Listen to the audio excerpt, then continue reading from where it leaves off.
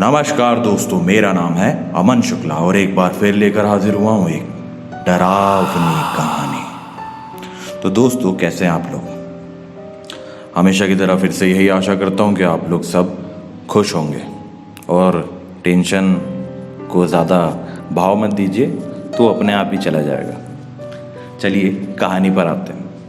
ये कहानी है कुंदन की। कुंदन एक सारणी नाम की छोटी सी जगह पे रहता है और ये कहानी उस वक्त की है जब लोगों के मोबाइल में इंटरनेट नहीं हुआ करता था। लोगों को इंटरनेट यूज़ करने के लिए साइबर कैफ़े जाना पड़ता था। साइबर कैफ़े तो सबको पता ही होगा, वही जहाँ पे लोग पहले के टाइम पे कंप्यूटर पर यूट्यूब वगैरह देखने जाते थे, है ना, और भी काफ़ी ब्राउजिंग होती थी। तो तब क्या होता था, मोबाइल में इंटरनेट नहीं चला करता था, तो लोग साइबर कैफ़े जाकर इंटरनेट का यूज़ करते थे। और कुंदन का एक साइबर कैफ़े था। छोटी सी जगह में एक साइबर कैफ़े होना बहुत अच्छी बात है, बहुत बड़ी बात हुआ करती थी उस समय। तो कुंदन का काम धंधा काफ़ी अच्छा चल रहा था। कुंदन के परिवार में उसका एक छोटा भाई, उसके पापा और उसकी मम्मी थी। तो सब बढ़िया चलते रहता है और उसके दोस्त भाई भी इस चीज़ से काफ़ी खुश थे, क्योंकि कुंदन ने ज़्यादा पढ़ाई लिखाई नहीं की थी। तो उसे बाहर जाकर जो समझ में आया था काम साइबर कैफ़े वाला कि ये एक अच्छा बिजनेस है, तो उसने वो अपने क्षेत्र में, क्योंकि उसकी छोटी सी जगह थी, वहाँ पे किसी के पास साइबर कैफ़े नहीं था, तो उसको पता था कि भाई लोगों को यूज़ करना है इंटरनेट, तो वो कहाँ जाए। तो उसने अपनी जगह पर इंटरनेट की वो सुविधा साइबर कैफ़े के द्वारा लोगों को प्रदान की। अब लाइफ में सब बढ़िया चल रहा था कुंदन की, किसी चीज़ की कमी नहीं हो रही थी। वो ठीक ठाक कमा ले रहा था बढ़िया से, और काफ़ी ज़्यादा खुशी वाली बात भी थी उसके दोस्तों के लिए कि भाई हाँ, बाकी सारे दोस्त उसकी पढ़ाई मतलब 11वीं 12वीं क्लास में थे, लेकिन कुंदन ने क्योंकि पढ़ाई लिखाई सब छोड़ दी थी, तो लोगों को उससे कुछ खास उम्मीद नहीं थी। पर उसने जो साइबर कैफ़े डाला था, उससे उसको कम से कम 4 से 5 महीने में ही काफ़ी अच्छी अर्निंग होने लग जाती है। अब लाइफ में सब सही चलते रहता है, लेकिन फिर क्या होता है, कुछ समय बाद कुंदन की तबीयत बिगड़ने लगती है। कुंदन ज़्यादा ध्यान नहीं देता, क्योंकि भाई नया नया काम है, मतलब 4-5 महीने ही हुए हैं, कोई 4-5 साल तो हुए नहीं। तो कुंदन अपने काम पे ज़्यादा अच्छे से फोकस करता था और अपनी तबीयत वगैरह पे ध्यान नहीं देता था। लेकिन उसकी जो तबीयत है ना, धीरे धीरे बिगड़ती है, मतलब कभी ठीक हो जाती, कभी बिगड़ जाती, फिर ठीक हो जाती, फिर बिगड़ जाती। दोस्तों को भी लगा कि नॉर्मल चीज़ है, हो जाती है, वो वैसे भी काफ़ी ज़्यादा भाग दौड़ करता है।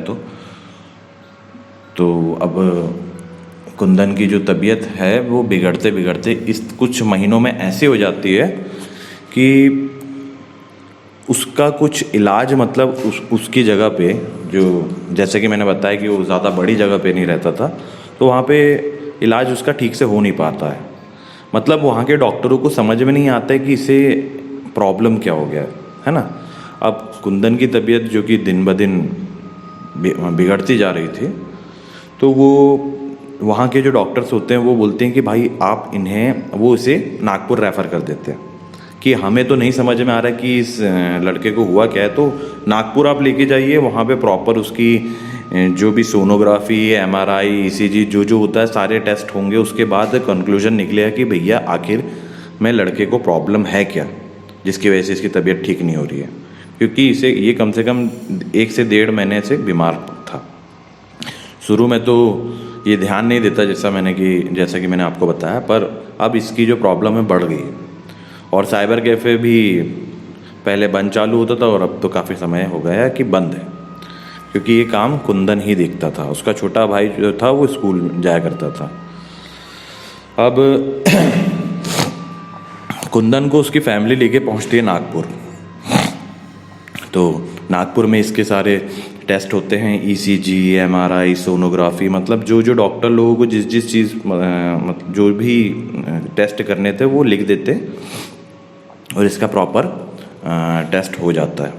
टेस्ट होने के बाद प्रॉब्लम ये समझ में आती है कि भैया इसका जो तबीयत ख़राब है ना, नागपुर में भी डॉक्टरों को इसके सारे टेस्ट देखने के बावजूद भी ये नहीं समझ में आ रहा था कि इसे आखिर हुआ क्या है, क्योंकि इसकी सारी रिपोर्ट्स नॉर्मल आई थी। इसकी रिपोर्ट्स में कहीं पर भी कोई भी मतलब सिम्टम्स, ना उसको किडनी में स्टोन निकला था, ना उसके दिमाग में बुखार चढ़ा था, मतलब ऐसा कोई भी सिम्टम इसकी बॉडी में डॉक्टरों ने नहीं पाया। पर अब फैमिली वाले थे तो फैमिली वालों ने कहा कि आप ही बताइए हम करें क्या। तो डॉक्टर जो हैं अपने हिसाब से अपने लेवल पे काम कर रहे थे इस पर।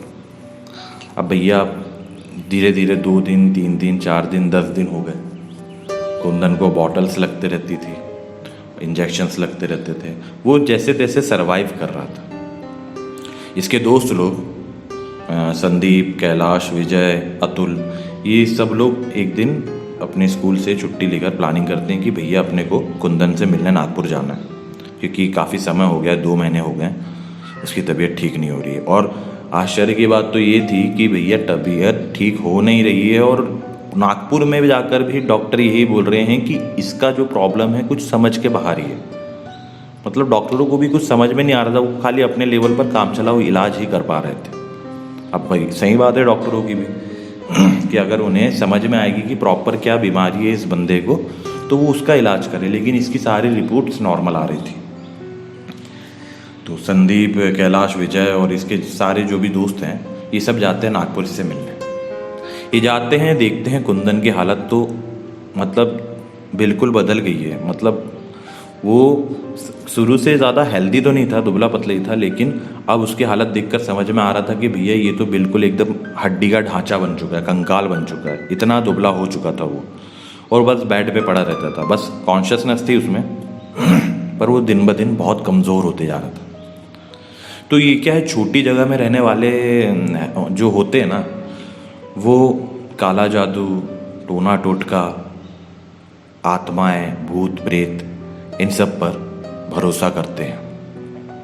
तो यही ऐसे ही कुछ इसके दोस्त लोग भी सलाह करते हैं कि यार जब डॉक्टर, चलो अपने क्षेत्र में तो इतनी सुविधाएं नहीं, लेकिन नागपुर के डॉक्टर्स भी अगर इसकी बीमारी नहीं पकड़ पा रहे हैं तो हो सकता है शायद इसे किसी ने कुछ कर दिया हो, इस पर कोई जादू कर दिया हो, काला जादू, या फिर इसने कुछ किसी दूसरे के लिए किया गया कुछ काम हो, टोना टोटका हो, उसको कुचल दिया हो।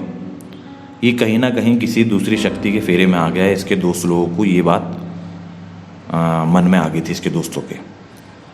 अब ये लोग जाते हैं और कुंदन के पिताजी से बात करते हैं, पर कुंदन के पिताजी जो थे वो इन सब चीज़ों पर बिलीव नहीं करते थे। तो वो उनको सीधा बोल देते कि बेटा ऐसा कुछ नहीं है, कुंदन जल्दी ठीक हो जाएगा, और वैसे ही मैं ये सब चीज़ें नहीं मानता हूँ। जबकि नॉर्मल सी बात है कि भैया, जब सिंपल सी बात है, कोई भी समझ सकता है कि यार इसकी बीमारी पकड़ में नहीं आ रही है और ये दिन ब दिन दुबला मतलब कमज़ोर पे कमज़ोर होते जा रहा है। डॉक्टर बस नाम के लिए इलाज कर रहे हैं। कई बार डॉक्टर्स ऐसे भी होते हैं ना कि छोड़िए, अब इस टॉपिक पे बात करें तो बहुत लंबी हो जाएगी बात, तो और फिर आप लोग बोलेंगे कि बीच में भाषण मत दिया कर। तो वही बात ये इसके जो कुंदन के फ्रेंड्स हैं इसके फादर को बताते हैं, पर वो इन बातों से को नेगलेक्ट कर देते हैं और चले जाते हैं वहाँ से। अब भैया कुंदन का जो छोटा भाई था चंदन, वो भी वहीं पे था। तो ये इनकी बातें सुनते रहता है। तो चंदन कुंदन के जो फ्रेंड्स होते हैं, संदीप, कैलाश, विजय, इन सबको आके बोलता है कि भैया पापा ये सब नहीं मानते, लेकिन मम्मी भी बहुत टाइम से बोल रही थी कि हो सकता है ऐसा भी कुछ हो, तो मम्मी भी अपने लेवल पे पूजा पाठ तो कर ही रही है, लेकिन अगर आप लोगों को कुछ ऐसा पता हो, कोई तांत्रिक या फिर कोई पंडित जी जो इसका कुछ इलाज कर सके, इसकी झाड़ फूँक कर सके, तो प्लीज़ आप लोग पता करो। पापा की आप टेंशन मत लो, मैं उन्हें कुछ नहीं बताऊँगा। तो ठीक है भैया। अब ये संदीप, कैलाश और इसके सारे फ्रेंड्स ये लोग जाते हैं अपने घर, वापस चले जाते हैं नागपुर से। और इनके जो क्षेत्र है ना, वहाँ पे एक, अभी इनको ना हम पंडित बोल सकते हैं ना तांत्रिक बोल सकते हैं, ये बहुत नॉर्मल से दिखने वाले इंसान हैं जिनका नाम है भौजा जी। भौजा जी, तो भौजा जी के पास ये लोग जाते हैं और अपने फ्रेंड कुंदन की सारी कंडीशन बताते हैं कि भैया ये ऐसा ऐसा इतना मस्त काम इसका चल रहा था। आप और भौजा जी भी, क्योंकि छोटी जगह है तो सब एक दूसरे को जानते हैं, तो बोलते हैं हाँ हाँ मुझे पता है उसके बारे में, वो काफ़ी टाइम से उसने अपनी दुकान भी नहीं खोली है। तो ये लोग उनसे शेयर करते हैं कि भैया नागपुर में भी डॉक्टरों को इसका कोई इलाज पकड़ में आ नहीं रहा है, मतलब इसकी कोई उनको समझ में नहीं आया कि इसको कुछ बीमारी है या नहीं है, क्योंकि इसकी सारी रिपोर्ट्स नॉर्मल आई है। तो ये सारे फ्रेंड्स मिलकर भौजा जी से बोलते हैं कि आप कुछ अपने लेवल पे पता करके बताइए ना, क्योंकि भौजा जी के पास भौजा जी इस विद्या को जानते थे, मतलब काले जादू, टोना, इन सब के बारे में काफ़ी उनको ज्ञान था। वो लोगों को इन सब चीज़ों से बाहर निकालने का काम करते थे, वो अपनी विद्या का सही यूज़ करते थे। तो भौजा जी बोलते हैं कि मुझे ना कुंदन का इस्तेमाल किया हुआ कोई भी चीज़, मतलब कोई शर्ट, रुमाल, कुछ भी मुझे आप ला के दो, तो मैं पता करता हूँ कि आखिर इस लड़के के साथ प्रॉब्लम क्या हुई है। ये लोग ठीक वैसे ही करते हैं। ये लोग कुंदन के छोटे भाई को बताते हैं कि हमें कुछ ऐसा उसका रुमाल या कपड़ा चाहिए जो उसने इस्तेमाल किया हो, जो धुला ना हो। तो कुंदन उसके घर पे उसकी मम्मी को फ़ोन करके बोलता है कि मम्मा, भैया के फ्रेंड्स आएंगे तो उन्हें आप ये जो मांग रहे हैं दे देना। तो ये जैसे ही घर जाते हैं तो कुंदन की जो मम्मी जी हैं वो इन्हें कुंदन का इस्तेमाल किया हुआ एक रुमाल देते हैं। और ये लोग कुंदन की मम्मी जी को भी काफ़ी सांत्वना देते हैं कि आंटी जी आप टेंशन मत लीजिए, ठीक हो जाएगा कुंदन। ये रुमाल लेकर वापस आ जाते हैं भौजा जी के पास, और भौजा जी उस रुमाल पे अपने कुछ तंत्र मंत्र की क्रिया करते हैं, और 1 से 1.5 घंटे बाद इन्हें फ़ोन करके बुलाते हैं और इन्हें बताते हैं कि इसके साथ कुछ ऐसा, मतलब इसके साथ जो आप लोगों को शक था ना कि इसने कुछ कुचल दिया है किसी टोना टोटका या, है ना, तो ऐसा कुछ नहीं है। तो इसके सारे कुंदन के सारे फ्रेंड्स हैं, जो संदीप, कैलाश और जो भी मैंने नाम बताया आपको, तो ये सब काफ़ी रिलैक्स फील करते हैं कि चलो ठीक है, इसने मतलब कुछ कुचला नहीं है, टोने टोटके के फेरी में नहीं है ये। लेकिन अगले ही पल भौजा जी बताते हैं कि इस पर ना किसी ने काला जादू किया है, पर्पसली किया है, मतलब ये गलती से इस फेरे में नहीं आया। किसी ने जलन, कोई जो बहुत ईर्ष्या रखता है इससे, इसके काम से, इसकी फैमिली से, उसने इस पर काला जादू किया है। अब भैया ये बात सुन के तो जितना भी वो लोग रिलैक्स हुए थे ना उसके फ्रेंड्स, वो सब के सब बहुत ज़्यादा टेंशन में आ जाते हैं। तो भौजा जी से ये लोग बोलते हैं कि अब क्या करें।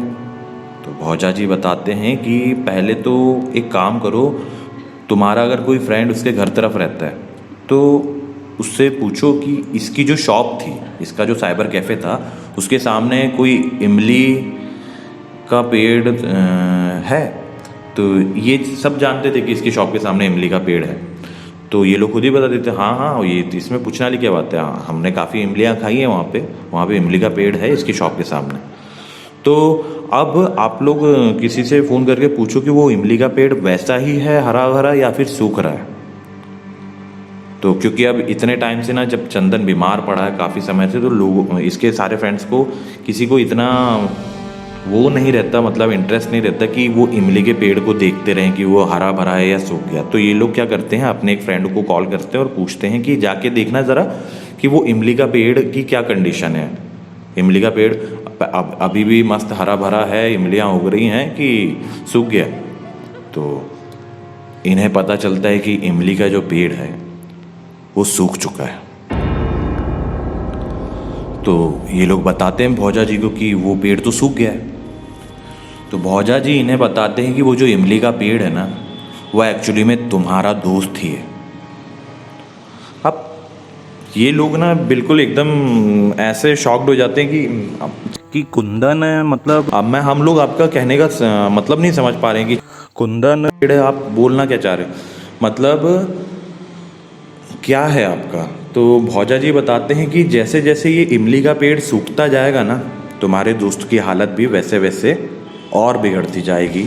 और क्योंकि तुम लोग मेरे पास आते आते काफ़ी लेट हो चुके हो, तो अब मुझे ऐसा लगता नहीं है कि इस पर जिसने भी जो किया है ना टोना टोटका, मुझे ऐसा लगता नहीं कि अब मैं इसे निकाल पाऊँगा उस चीज़ से बाहर।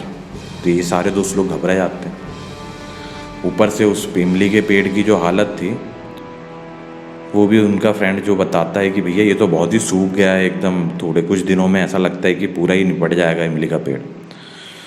तो अब इन लोगों को एक व्यू क्लियर हो गया था कि ये समझ गए थे कि जैसे जैसे वो इमली का पेड़ सूखता जाएगा, इसकी हालत दिन ब दिन कुंदन की हालत बिगड़ती चली जाएगी और इमली के पेड़ के साथ साथ ये भी ख़त्म हो जाएगा।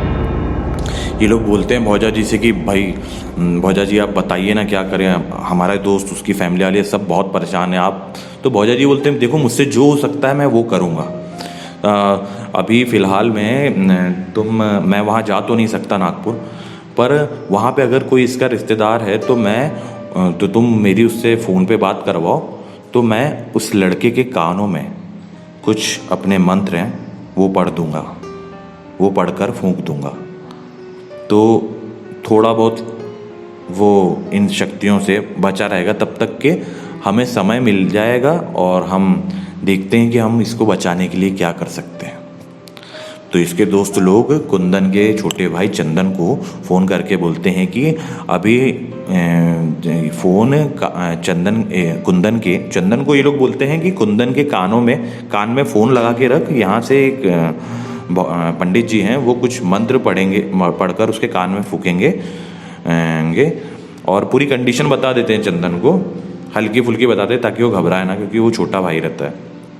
चंदन वैसे ही करता है, चंदन कुंदन के कानों में फ़ोन लगाता है और इधर से जो भौजा जी हैं वो इसके कान में मंत्र फूकते हैं।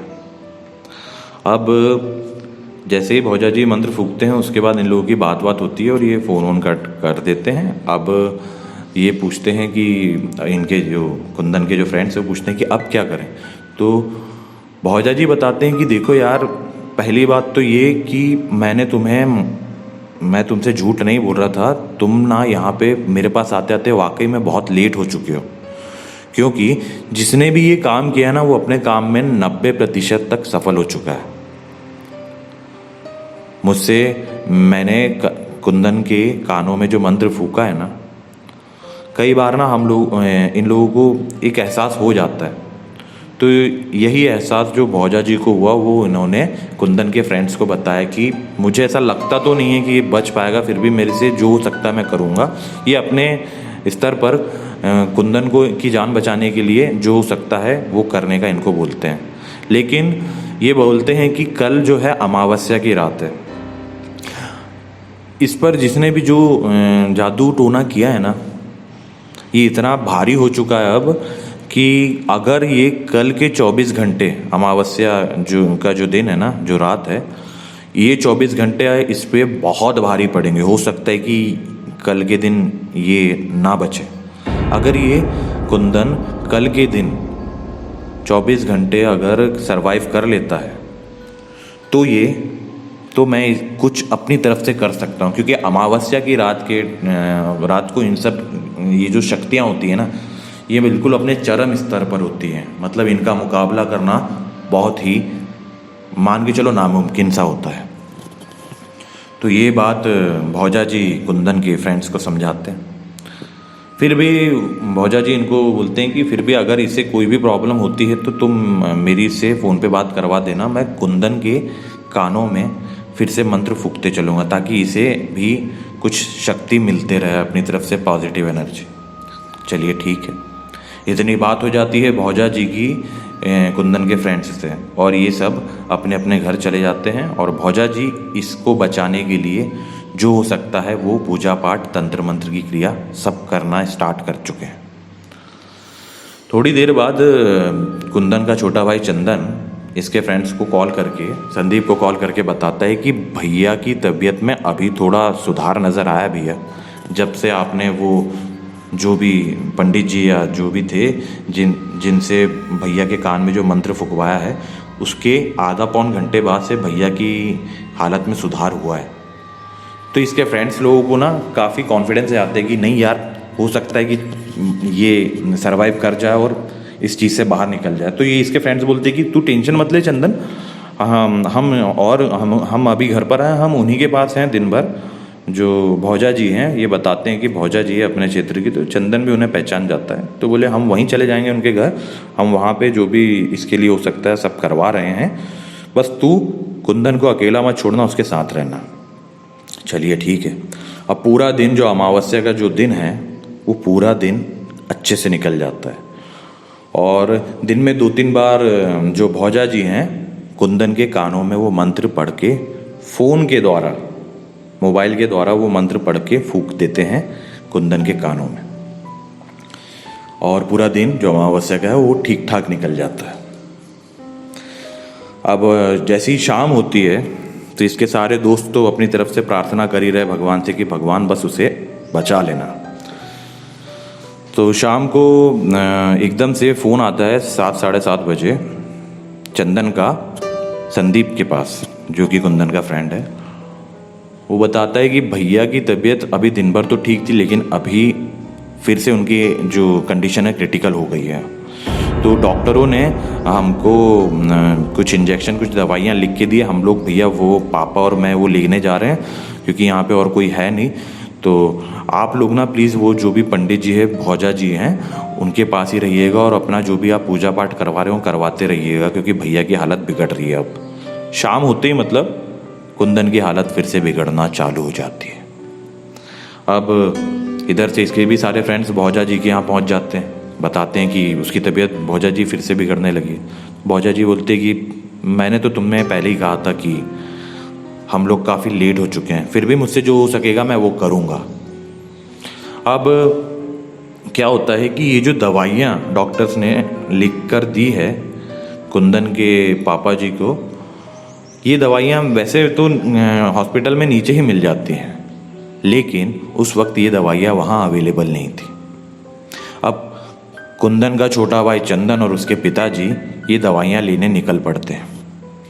ये अपने क्षेत्र में 15 से 20 किलोमीटर तक घूम जाते हैं, मतलब करीब 1.5 से 2 घंटा लग जाता है इन्हें वो दवाइयाँ ढूंढने में, क्योंकि ये दवाइयाँ इस हॉस्पिटल के, सोचिए नागपुर जैसी जगह में, जो कि भैया वहाँ पे इतने हॉस्पिटल, इतने मेडिकल है कि आप लोग सब बहुत अच्छे से जानते हैं नागपुर को, नागपुर को और नागपुर की मेडिकल फैसिलिटीज़ को, बहुत ही फेमस है वो।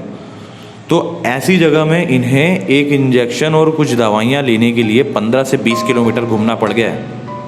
2 से 2.5 घंटा लग गया इन्हें वो दवाई लाने के लिए, जो डॉक्टर ने इन्हें 7-7:30 बजे लाने को बोली थी, बताई थी।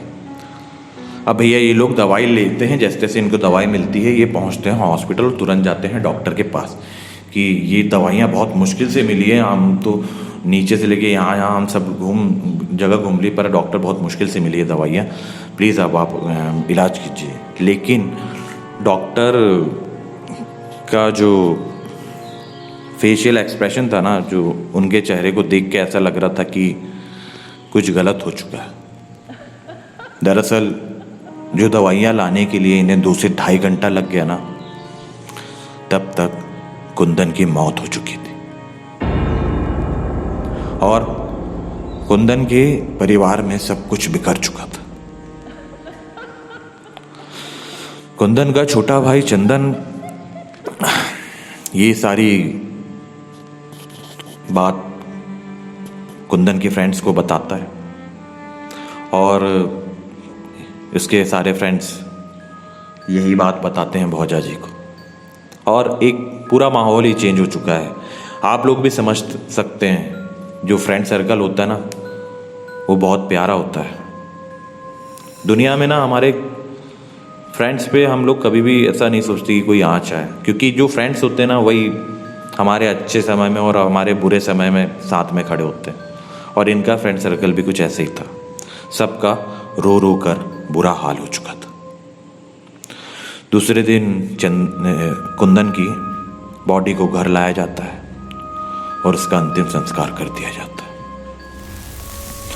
भौजा जी भी वहाँ पहुँचते हैं और भौजा जी कुंदन के सारे फ्रेंड्स को बोलते हैं कि ये सब के बाद तुम लोग घर पर आ जाना, मुझे तुम लोगों से कुछ बात करनी है।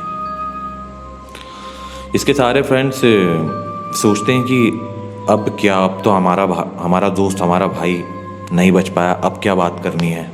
पर फिर भी इसके सारे फ्रेंड्स जो हैं वो जाते हैं भौजा जी के घर और इनसे बोलते हैं कि अब क्या हो गया भौजा जी, अब तो भौजा जी बोलते कि देखो बेटा, मैंने तो तुम्हें पहले ही बताया था कि इस पर जिसने भी जो भी किया है वो अब बहुत ज़्यादा ताकतवर हो चुका है, तो इसे बचाना तो मेरे बस का था भी नहीं। लेकिन अगर तुम लोगों को ऐसा लग रहा है कि ये बात यहीं रुक जाएगी तो ऐसा नहीं है। ये अकेला नहीं जाएगा, ये कम से कम 5 लोगों को और अपने साथ लेकर जाएगा। तो इसके सारे फ्रेंड्स शॉक्ड हो जाते हैं, बोलते मतलब हम समझे नहीं। मतलब जो तुम्हारा दोस्त गया है ना कुंदन, अब ये अपने साथ वाले या फैमिली वाले या आस पड़ोसी या रिश्तेदार जो भी है, कम से कम 5 और लोगों को अब ये अपने साथ लेके जाएगा, जिसमें तुम लोग भी शामिल हो। तो भौजा जी की ये बात सुनकर तो भैया इनका पूरा फ्रेंड सर्कल एकदम शॉक्ड हो जाता है। तो ये लोग बोलते हैं कि भौजा जी तो फिर अब क्या करें। तो भौजा जी बोलते हैं कि भौजा जी अपना जो भी इन्होंने पूजा पाठ करके जो भी धागा तैयार किया था, तो बोलते हैं कि कुछ नहीं करना है तुम्हें, बस अपना ख्याल रखना है, अपना पूजा पाठ करो, शांति से अपने घर पर रहो, ज़्यादा शोक मनाने इधर उधर मत निकलना। क्योंकि क्या है, अभी जो तुम्हारा दोस्त, तुम्हारा जान से प्यारा दोस्त गया है, कई बार दुखी होकर लोग निकल जाते ना ऐसे ही, मतलब जब डिप्रेस जाते फ्रेंड लोग। तो भौजा जी ने बोलते कि तुम्हें कहीं नहीं जाना, अपने घर पर ही रहना है ज़्यादातर, कुछ काम हो तो बाहर निकलो, नहीं तो निकलने की ज़रूरत नहीं है। और भौजा जी इसके सारे फ्रेंड्स को वो सिद्ध किया हुआ मंत्रों से बंधा हुआ पड़ा हुआ वो धागा बांध देते हैं और बोलते हैं कि बस अपना ख्याल रखना, क्योंकि मैंने जो भी इसे बचाने के लिए पूजा पाठ किया था, जो भी मैंने अपना तंत्र मंत्र से पता किया था, मुझे इतना तो पता है कि अब ये सिलसिला कम से कम और 5 मौत तक होने तक रुकेगा नहीं। तो इसलिए अपना ख्याल रखो, इसलिए मैंने तुम लोगों को यहाँ बुलाया था। अब भैया इन सब चीज़ों से तो एक तो ये सारे कुंदन के सारे फ्रेंड्स वैसे ही शॉक में थे कि उनका इतना अच्छा फ्रेंड चला गया है। दूसरी बात ये कि भैया ये गया है तो किसी ने इसको काला जादू करके भेजा है, मतलब ये कोई नॉर्मल मौत इसकी हुई नहीं है। इस बात से ये लोग वैसे ही आहत हुए। और अब इन्हें ये पता चलता है कि अब कुंदन कम से कम अपने साथ वालों को 5 लोगों को लेके जाएगा। भैया सब अपने अपने घर चले जाते हैं और भाई जैसे तैसे अपने आप को संभालते हैं और सो जाते हैं। दूसरे दिन जब ये लोग सुबह उठते हैं ना, तो इन्हें पता चलता है कि कुंदन के ही मोहल्ले में 2 से 3 घर छोड़कर एक और बुजुर्ग की रात में मौत हो जाती है। ये बात सुनकर तुरंत में तो ये सब लोग डर जाते हैं कि भौजा जी ने कल ही बताया था कि ये 5 लोगों को लेकर जाएगा। और लेकिन एक इनके मन में एक ये भी रहता है कि ये जो बुजुर्ग की मौत हुई थी ये काफ़ी एजेड थे, तो ये लोग ये भी सोचते हैं कि हो सकता है यार काफ़ी एजेड हो चुके हैं, काफ़ी उम्र हो चुकी है उनकी, तो शायद नॉर्मल उनकी मौत हुई हो। पर डर तो था, लेकिन ये लोग अपने माइंड को जैसे से सही करते कि नहीं, हो ये भी तो हो सकता है कि वो अपनी नेचुरल डेथ हुई हो उनकी। ठीक है, तो कुंदन की मौत के 1 दिन बाद एक और मौत हो जाती है जो बुजुर्ग हैं। ठीक है, उसके 3 दिन बाद कुंदन के पीछे वाले मोहल्ले में 3 लोगों की मौत होती है। और इन तीनों मौतों के साथ इसके सारे फ्रेंड्स काफ़ी डर चुके हैं कि भौजा जी ने बताए थे क्योंकि भौजा जी ने पहले ही बताए थे कि ये कम से कम 5 और लोगों को लेकर जाएगा।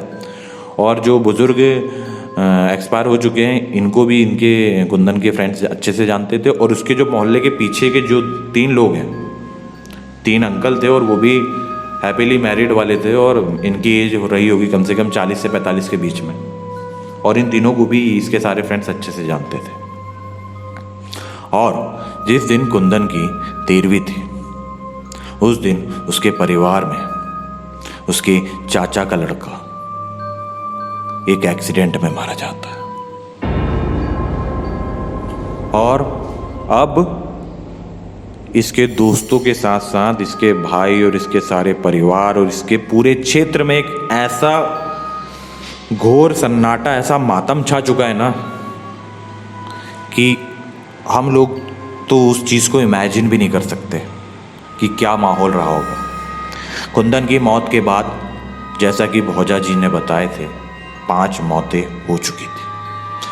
एक वो बुजुर्ग, 3 शादीशुदा लोग जो उसके पीछे वाले मोहल्ले में रहते थे, और एक उसी के परिवार में उसी के चाचा का लड़का जिसकी बाइक एक्सीडेंट में मौत हुई। अब ये सब चीज़ों से भैया बहुत ज़्यादा ये लोग आहत थे। लाइफ जैसे तैसे पटरी में आ रही थी, क्योंकि अब ये सब चीज़ें हुए कम से कम 15 से 20 दिन हो चुके थे। वो कहते हैं ना कि कुछ पूजा पाठ करनी होती है। एक्चुअली में मैं आपको एक और चीज़ बताता हूँ। क्या है कि ये सब कुंदन के मौत के बाद जो 5 मौतें और हो गई ना, तो इनके क्षेत्र का जो शमशान घाट था, मुक्ति धाम भी कहते हैं जिससे, है ना, आप लोग अच्छे से जानते होंगे। तो ये जो मुक्ति धाम था, इनके यहाँ रोड से लगा हुआ था। कई बार होता है ना, आपने देखा होगा कहीं किसी रोड से गुजर रहे होंगे तो साइड में आपने मुक्तिधाम देखा होगा, तो वहाँ पे मुक्तिधाम लगा था। और जो मेन रोड से एक नाला होते हुए जाता है, जिस एक ब्रिज टाइप का बना था, उसके नीचे से पानी बहता रहता था, नदी टाइप का। ज़्यादा बड़ी नहीं थी और ज़्यादा छोटी भी नदी नहीं थी ये, तो ये काफ़ी बड़ा नाला कह सकते हैं इसे।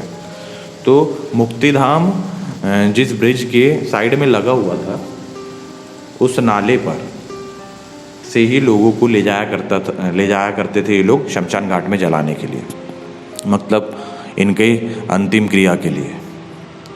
तो एक दिन क्या होता है, ये सब चीज़ें हो चुकी है, कुंदन की भी 13वीं हो चुकी है, और कुंदन की 13वीं तक 5 मौतें और हो चुकी है।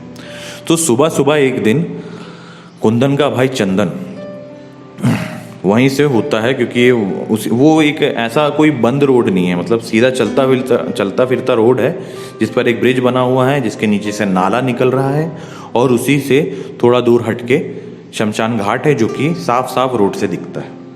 तो कुंदन का भाई चंदन ये सुबह 5:30-6 बजे अपनी कोचिंग के लिए जाता रहता है। अब आप लोग सोचेंगे कि 5:30-6 बजे कौन सी कोचिंग? एक्चुअली में कोचिंग लगती थी पहले, ऐसे ही कोचिंग पढ़ाया जाता था, कोचिंग में जाते थे कि भैया सुबह 6 बजे से कोचिंग लग जाती थी, है ना, 7 बजे से, क्योंकि अभी 10 में था। तो कुंदन भी माफ़ कीजिएगा, चंदन भी अपनी कोचिंग के लिए अपनी नॉर्मल लाइफ में वापसी कर रहा था वो, तो कोचिंग के लिए जाते रहता है।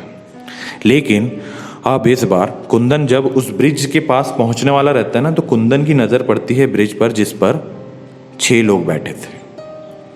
कुंदन तो पहले एकदम सब लाइटली लेता है कि हाँ भाई, अब सुबह सुबह छोटी जगह है, सुबह रात में लोग जल्दी सोते हैं तो सुबह जल्दी उठ भी जाते हैं, तो उतना ध्यान नहीं देता। लेकिन जैसे ही वो ब्रिज के पास पहुंचता है ना, तो उसे उसका भाई कुंदन, उसके मोहल्ले के वो जो काफ़ी एजेड अंकल होते हैं ना, वो उसके पीछे वाले मोहल्ले के 3 अंकल और अपने चाचा का लड़का, सब के सब उस ब्रिज पर बैठे दिखते हैं, और वो हंसते खेलते एक दूसरे से बातें कर रहे थे, जैसे पहले किया करते थे। चंदन की आंखों में वो नज़ारा आ गया जब उसका भाई जिंदा था, और ये लोग चौराहे पर बैठकर सबके सब मिलकर ऐसे ही हंसी मजाक किया करते थे। और जैसे ही चंदन ये नज़ारा देखता है, वो वहीं पर बेहोश हो जाता है।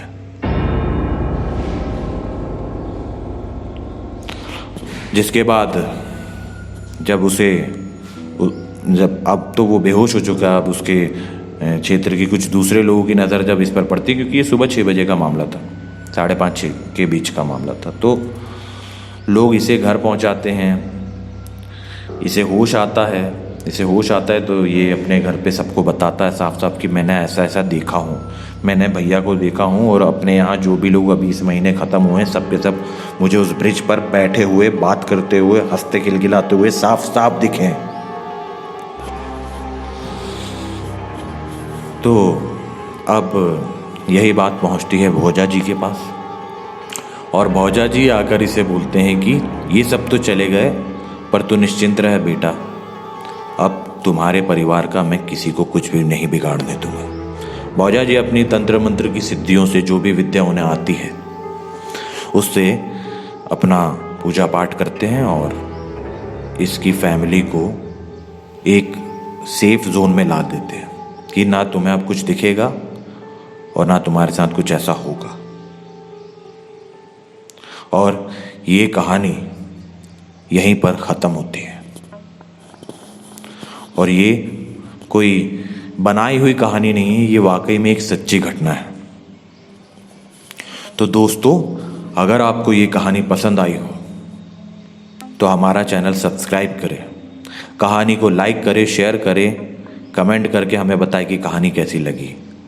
और हाँ, नोटिफिकेशन बेल को ऑन करना ना भूलें, क्योंकि अगर आप उसको ऑन नहीं करोगे तो मेरे वीडियो के आने की जानकारी आप तक नहीं पहुंच पाएगी। ठीक है, तो बने रहे मेरे साथ। मैं हूं आपका दोस्त अमन शुक्ला और लाता रहूंगा डरावनी कहानियां। धन्यवाद।